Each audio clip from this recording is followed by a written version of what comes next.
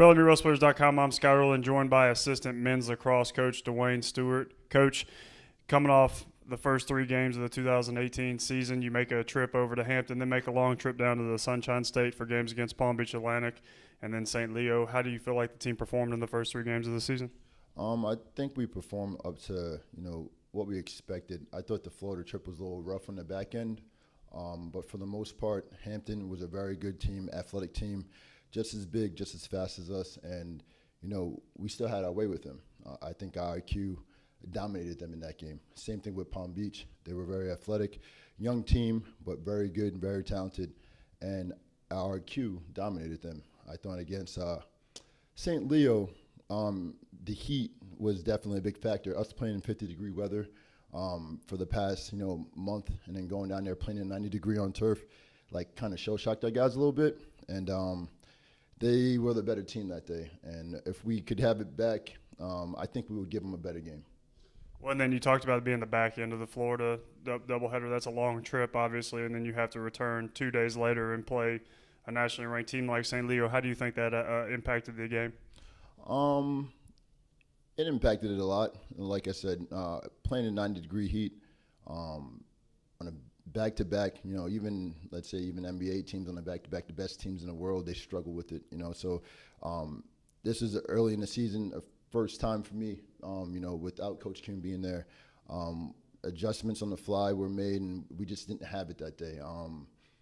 Like I said, if we had that game back, I think we'd give them a better shot if we were well rested, if we had a week to prepare. But we only had a day to prepare in between games, and it didn't go our way. Like I said, if we could have that one back, I'm sure we would have a better showing for my boys. Well, and then Adam Golee has really been a story early for the team. Obviously, he sets the program record for points against Hampton, and then sets it again against Palm Beach Atlantic. What have you seen from him, and what has he been doing to be so impactful the first 3 matches of the season?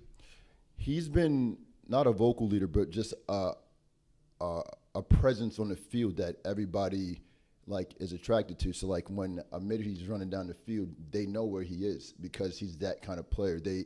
His knowledge of the game is unreal. So the 26 points that he has right now is no surprise to me, but it might be a surprise to everybody else around the division. I think the season continues to go the way it is for him, as long as we continue to refine our offense and grow as a unit and be adaptable to what teams are going to throw at us early in games. So he's a great player in his own right. We could get a little bit more out of him, even though he's playing really well. But yeah, he's going to do some work in this conference and in this division. I can't wait to see what happens at the end of the season for him.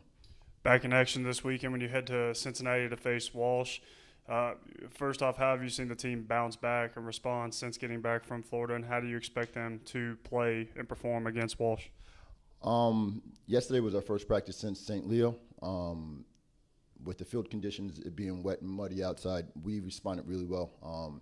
The defense communicating more than ever. The offense spinning the ball as fast as they can. I think Walsh is going to be a very good trip for us.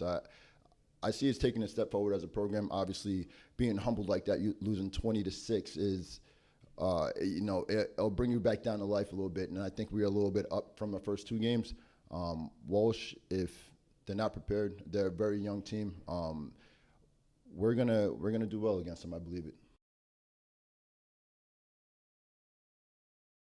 FellowMeWrestlers.com. I'm Scott Rowland, joined by head men's lacrosse coach Ryan Kuhn. Coach, 3 games of the season are in the books now, sitting at 2-1 after the win at Hampton and going 1-1 last weekend in the Sunshine State. So how have you kind of rounded up how the season's gone so far? It's a little up and down, I believe. I think the guys have been really resilient in terms of, handling adversity. If I would have told you, a month ago when we started practice that, a month and a half ago when we started practice that I would have missed, 2.5 weeks because of, illnesses, I would have told you were crazy, and I think our guys would have said the same thing. But I'm really proud of the way, the coaching staff has really stepped up in my absence, and the way the guys responded. Obviously, you can't plan for things like that, but to be sitting 2-1, it's a lot better than be sitting 1-2 or 0-3. Do I think Florida could have went a little better? Absolutely. I think obviously you're happy to win a game. You're happy to beat a Palm Beach Atlantic team that's really, really good. I think they got a really bright future. They have a great coaching staff there. But I think we're all kind of the mindset that we wish we could have the opportunity to maybe get a do-over against St. Leo. They are a fantastic team. They absolutely killed us in transition, which was one of the areas in the scouting report that we really needed to stop them in. But all things considered, going into this weekend, I'm really proud of the way the guys responded to practice so far this week. I think the real definition of a team and identity of a team is how they respond to adversity. And we've had a good practice so far. We've had we had a couple of team meetings where guys really laid out the foundation of what we need to do better, and the coaches have done that as well. And really kind of, 3 areas where we're really trying to focus on are discipline, focus, and effort. And I think everything really falls under discipline. Unfortunately for us, we're being a little careless with the ball a little bit. We're turning the ball over a little bit more than we should. And that's something that we've been correcting throughout the week, and that's something that, we'll be looking to see this weekend against Walsh. Focus is something as well. I think, you have to have laser sharp focus when you go and play 2 games in Florida, especially in 3 days, because, there's a variety of factors that go into it. And a situation like this is something that, we went down there with the mindset that this is going to prepare us for the later parts of the season, because obviously, you have short turnaround games, especially the Wednesday to Saturdays. Hopefully if you make it to the conference playoff, you're playing a game basically every other day. So, we have to figure out, internally how we approach certain situations, the day off in between, what do we do? What do we do from a recovery standpoint? What do guys individually have to do from a recovery standpoint? So that's, all things that we have to work on came out of this weekend. So I think it's a really good thing. Obviously we're really happy to be 2-1, but our focus is on Walsh this weekend. We're on Walsh. We're really focused on them and what they do. They're a really good team in terms of taking you out of your system and forcing you to play, their level of lacrosse. And what I mean by that is they like to slow the ball down. They like to be methodical in their approach from an offensive standpoint. They're really tough defensively. Their identity is very similar to us in that they are really, really tough between the boxes. So our focus is on them. We want to put what happened, in the past. We're 2-1. We're happy to be 2-1. Do we wish we could have been 3-0? Obviously, but that wasn't in the cards for us. But we're going to take what we did wrong and move forward with it, and how we respond is going to decide what kind of team we have moving forward. So, with that being said, we're not satisfied, but we're okay with where we're at. And like you said, whenever you take a tough loss, you take one on the chin, and you get your head beat in a little bit.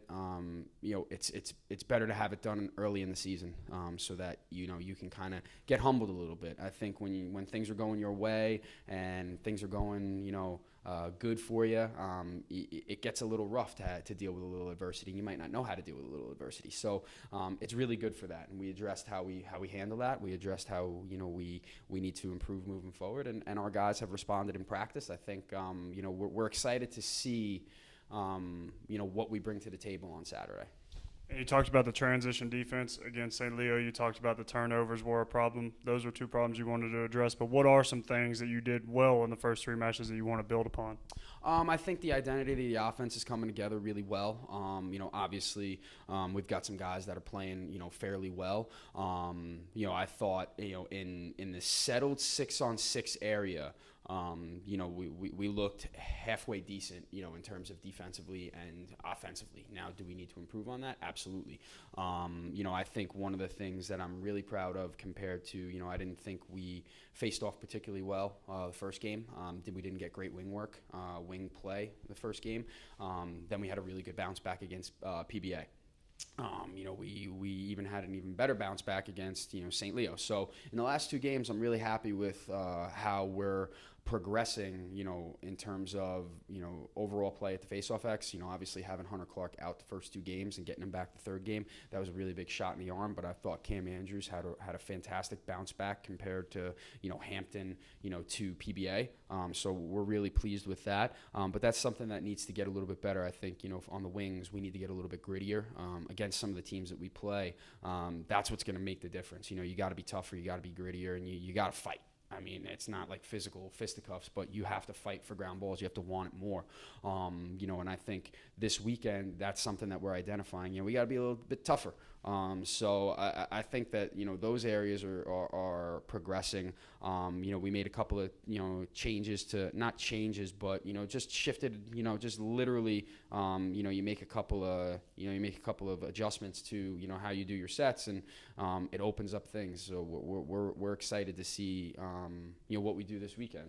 I think there's a lot of guys that are hungry to prove themselves, and I think that that's another area where I was really pleased this past weekend. And going forward, I think we've had some guys that I've mentioned previously that have really stepped up. I think a guy like Chad Walters had a good week in Florida. Craig Settles had a really good week in Florida. We're getting contributions from guys that, kind of like what I said in the fall and leading into the season, that, guys that we saw and identified as guys that can really take the next step as players, and they really are. Obviously you have the usual suspects that are playing well. For us, I think, we have to create a little bit more balance within the offense. I think, the first 3 games, it's been really heavy with the attack. We want to get the midfielders more involved. So we can create a little bit more of a balanced attack. So it makes it a little tougher for the teams we play. When you head up to Cincinnati on Saturday to face Walsh in a neutral site contest after the loss at St. Leo, what is the message to the team this weekend? The message to this team is we got to be better. I think, when you lose, you think like the world is falling apart. But listen, it's a game. We lost the game. Nobody got hurt. Nobody's dead. We really had to refocus and realize, hey, we're not as good as we think we are. We really need to, we have to commit ourselves to getting better every single day. We need to commit ourselves to the process. And I think guys were more focused on the result rather than the process to help get us there. And I think if you're more focused on the end result, you kind of lose focus of the process and the individual, kind of what do I need to do today to help us win this game. I think, we lost focus on the ground ball, on making the next pass, on having a good clear to help contribute to our success. And I think, in the interim, that we were so focused on the actual outcome of that game, we really forgot what was standing right in front of us. So it's really the focal point for us this week in terms of just focus on what we're doing. Okay. Focus on the things that we really, need to improve on. Like for us, it's being a better teammate, being a great teammate, being the best teammate that you can be this week, focusing on our process, focusing on our systems, and then, expressing toughness in everything that you do. I think that's something that, in my absence, that's something that I saw. We got to be tougher in everything that we do. We got to be tougher mentally. We got to be tougher physically. And we need to just go out and play and not get lost in our own minds. I think, when we just go out and play, we are an extremely tough team to play. But I think if we get focused on, the outside stuff, I think that's where we can that's where problems can, arise. I think, we really need to ignore the distractions. We need to ignore the things that are around us and really just focus on, ourselves, focus on the opponent, and focus on just doing better in everything that we do. Well, the Rail Splitters head to Cincinnati for a neutral site contest against Walsh on Saturday. For Ryan Kuhn, I'm Scott Erlin. Yeah. Can I say one thing? Can I do a happy Valentine's Day to my beautiful wife, Rochelle, who during my whole time when I was sick, she took care of me. She was fantastic. She was absolutely great. And a happy Valentine's Day to my little girl, Riley. Yeah. All right. Yeah. Well, happy Valentine's Day to everyone out there. For Ryan Kuhn, I'm Scott Erlin. And my mom. And his mom. And my mother-in-law. And everybody else that we might have missed. For Ryan Kuhn, I'm Scott Erlin. This is LMURailSplitters.com.